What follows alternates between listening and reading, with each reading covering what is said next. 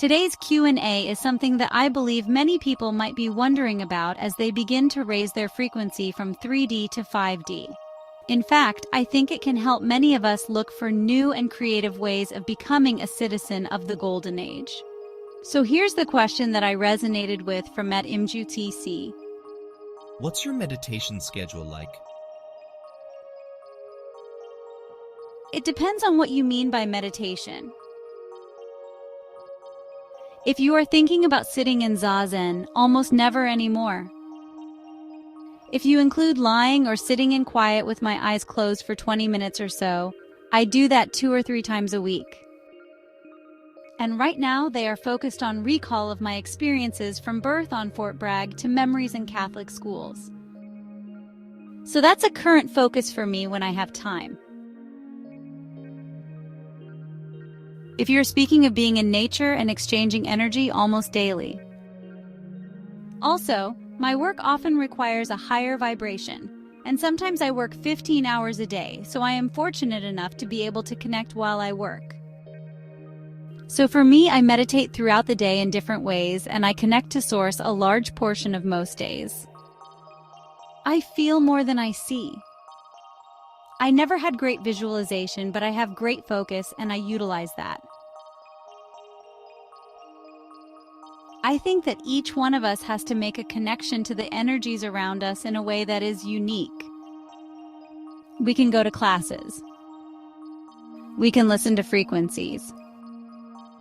We can stare at visuals, or we can dance. Many are intimidated by the thought of meditation. They don't know what to look for, they don't know what they should feel, and so they give up.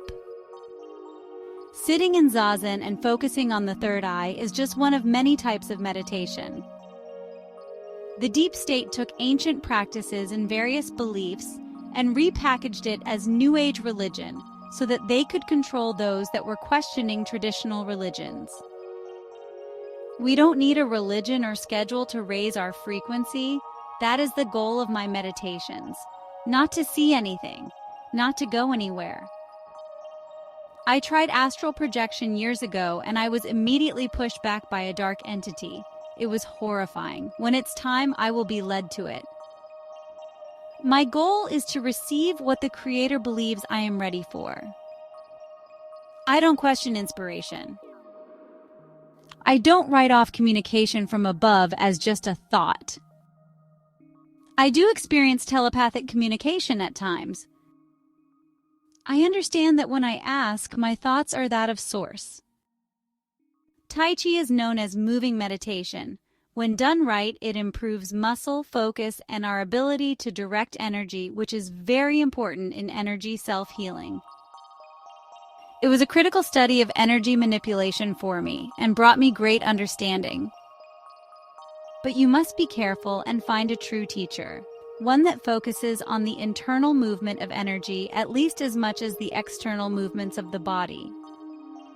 Sitting on the ground, feeling the energy, putting my head back and focusing on connecting energetically with nature creates my world, with the trees, with the birds, with the sound of nature. These are all types of meditations that I practice, and peace has come once again. It's often cyclical as we ascend, and we will fall when it's time. We will face challenges, and we might think that we can't come back, but it's all cyclical. Many believe that the down period is often when we are in fourth density, and it propels us upward. So, people should never give up in the down times. I feel as it occurred that way with me as I went through a 13-year period of loss and disasters. It's all about energy. We close our eyes, we breathe in. We breathe in and focus on the movement of the air. We imagine it tingling as it moves. We speak to our body and create with our thoughts. We have connected energetically. We have meditated. Our goal is to live meditatively. Osho said, meditation is not just sitting silently, it is movement in awareness.